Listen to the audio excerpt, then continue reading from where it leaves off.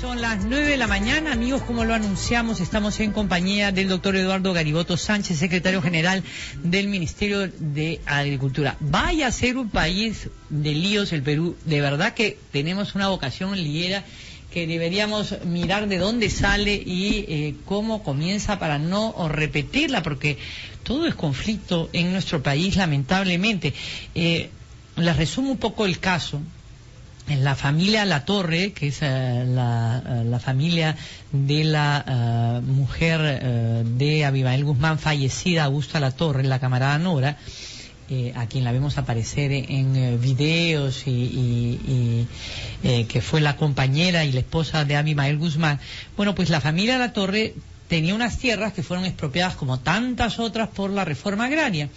Y sin embargo ellos acudieron en el año 97 al Poder Judicial para recuperar estas tierras. Son 300 hectáreas en el Cusco, Ayacucho. en Ayacucho, y bueno, en el 2005 la Corte Suprema les adjudicó estas 300 hectáreas. Sin embargo, estas 300 hectáreas están tituladas a nombre de los campesinos beneficiarios de la reforma agraria.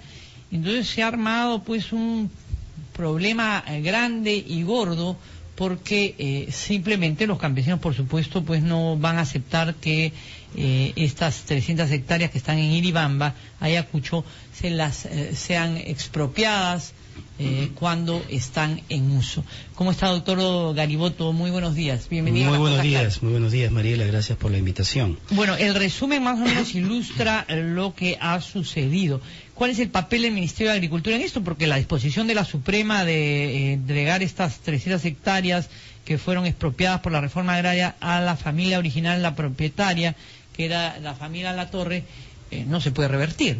Claro, en primer lugar hay que aclarar que esta es una sentencia que fue emitida en el año 2005, en febrero, cuando no estábamos nosotros ejerciendo la gestión del Ministerio de Agricultura. En segundo lugar, sería bueno un tanto... bueno, en el gobierno de Toledo, ¿verdad? En segundo lugar, sería bueno definir también qué se pudo haber hecho, además de lo que hizo el Ministerio de Agricultura en aquella época.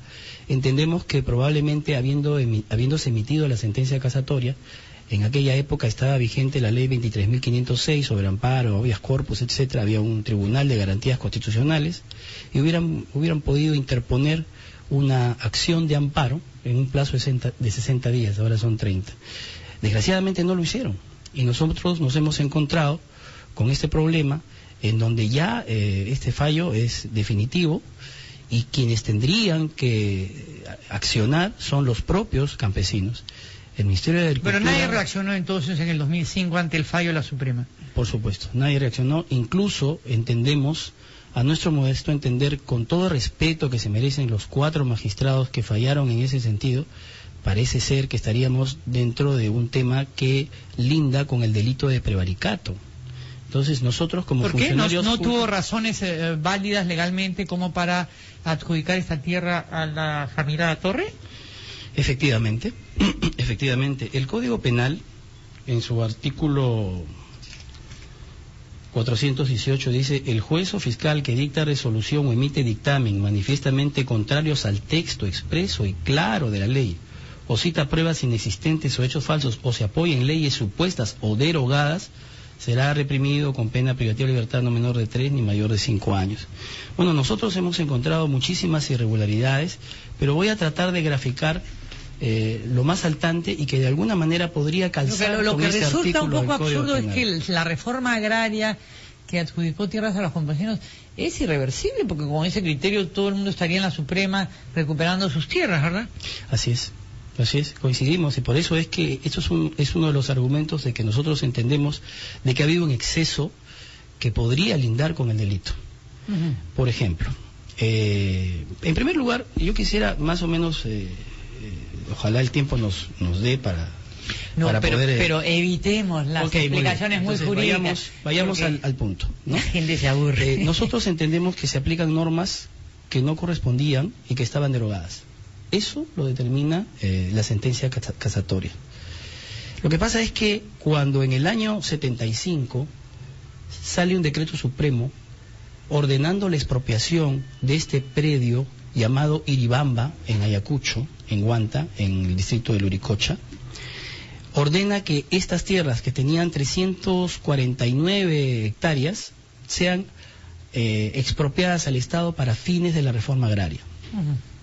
Según el trámite de aquella época, y en vista de que la ley de la reforma agraria lo decía así, era la Dirección General de Reforma Agraria la que definía a través de una resolución directoral cuál era el destino que se le iba a dar a ese bien, ya de una manera más específica. O pasaban a los agricultores, como manda la ley de reforma agraria, o era transferido o cedido en uso el predio a las reparticiones públicas o empresas del Estado para el cumplimiento de sus objetivos en relación con los planes de desarrollo agrícola. Pero así sucedió, ¿verdad? Así sucedió hasta cuando esta persona, en el 92...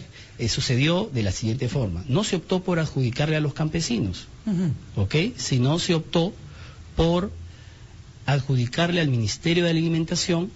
En aquel entonces existía un Ministerio de Alimentación para que se constituya un centro de producción de semillas para pastos. Pero ¿okay? ¿Ocurrió eso, no? Ocurrió eso, y después de un tiempo, finalmente se decidió transferir el terreno, desactivar el centro de semillas y transferir el terreno a los campesinos. Tanto lo primero, que es el centro de semillas, como la transferencia a los campesinos, lo prevé la ley de reforma agraria. Los campesinos tienen títulos sobre estas... Así es, entonces salieron 2 resoluciones directorales que ordenaron que ahora ya no va a ser centro de semillas, como lo manda la ley de reforma agraria y como lo determinaba una dirección... Bueno, es que el derecho de propiedad pues en el Perú es realmente una broma de mal gusto, la verdad, porque nadie sabe cuándo es propietario, de qué es propietario y por qué es propietario, porque uno puede tener un título y esto cambiar en un segundo y de repente venir alguien y quitárselo. Así es, pero a lo que voy yo... ¿Qué van a hacer los campesinos ahora? Lo que yo digo es que a lo que voy yo es que cuando esto pasa a los campesinos, la familia de Augusta Latorre argumenta que no debieron pasar con una resolución directoral, sino con un decreto supremo, basándose en normas que no tienen que ver nada con la ley de reforma agraria. Y la Corte Suprema ampara eso. Dice que se debió aplicar un decreto supremo en base a algunas normas que incluso en ese momento eran derogadas. El abogado ha sido algún miembro de Modadez, me parece, ¿no? Sí, el doctor Alfredo Crespo, ¿no? El otro tema es que se aplican también normas contrarias al texto expreso. Claro.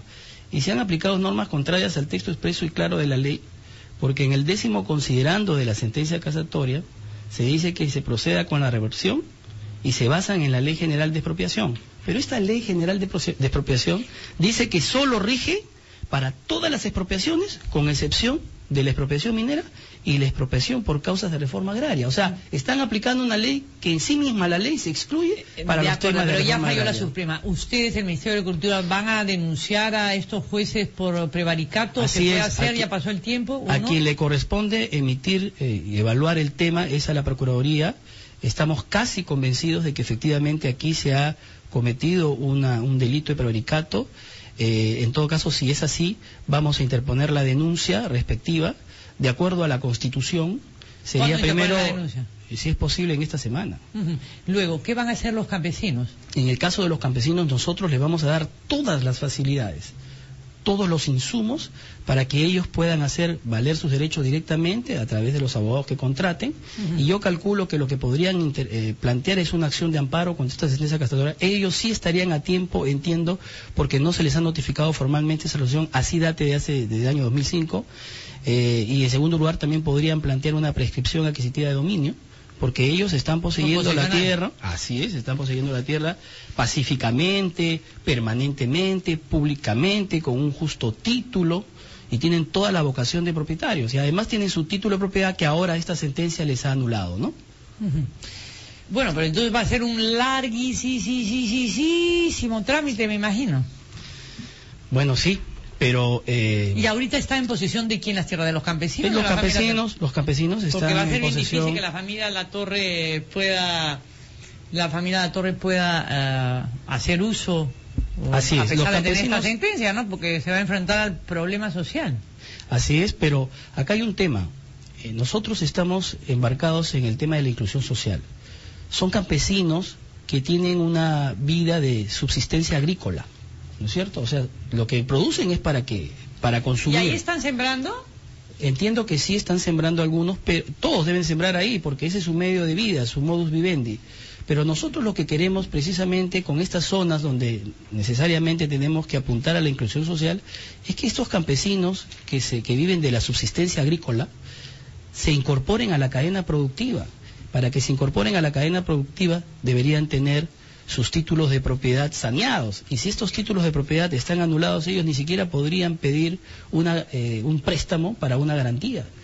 Entonces es un tema social y es un tema que de alguna manera atenta contra los procesos. Título de propiedad, ¿dónde está el título de propiedad de las 360 hectáreas que tienen los campesinos? ¿Dónde está un título de registro público, un registro de registro agrario? Algunos están registrados y probablemente incluso los mismos comuneros pueden haber vendido la propiedad a otras personas, a sus propios familiares, se puede haber minifundizado los predios, pero sencillamente si ha habido una transferencia, en todo caso tendría que habérselo comunicado obviamente a la Dirección Regional General Agraria, en este caso al Ministerio de Agricultura, pero sin perjuicio de ello, ellos son los poseedores y los que tienen su título de propiedad. Entonces ese título de propiedad ha sido enervado. Y si ha sido enervado, ellos ni siquiera podrían acceder a un crédito hipotecario, por ejemplo, para poder enfrentar un proceso de mejora de sus siembras o de sus cultivos, incorporarse a una cadena productiva y poder, con el Ministerio de Agricultura de la mano, salir del problema de la exclusión social. Bien, vaya proceso, vaya lío judicial y vaya ironía, ¿no? Porque la verdad es que el abogado es un integrante del Modadef que busca legalizar al partido Sendero Luminoso como partido político, que es un partido Almogadef, es un partido que se supone que está en favor pues de las clases sociales más desfavorecidas por un lado. Bueno, es una ideología violentista la que ha impedido que ellos se inscriban, la ideología violentista que postula, y ahora están pidiendo deshacer lo andado por la reforma agraria. Pero muchos de esos campesinos han luchado contra el terrorismo, y ahora la familia, ¿no?, de algunos terroristas, como esta señora, les están quitando sus tierras, ¿no? Entonces es irónico, es indignante, y el Ministerio de Agricultura va a hacer todo lo posible para que ellos puedan mantener su propiedad sobre esos terrenos por un tema de inclusión social y para que se incorporen a las cadenas productivas que el Ministerio quiere para todos los campesinos que ahora subsisten agrícolamente. Bien, muchas gracias, señor Eduardo Gariboto, secretario general del Ministerio de Agricultura, por acompañarnos. Muy buenos días. Gracias también. 9 de la mañana con 13 minutos.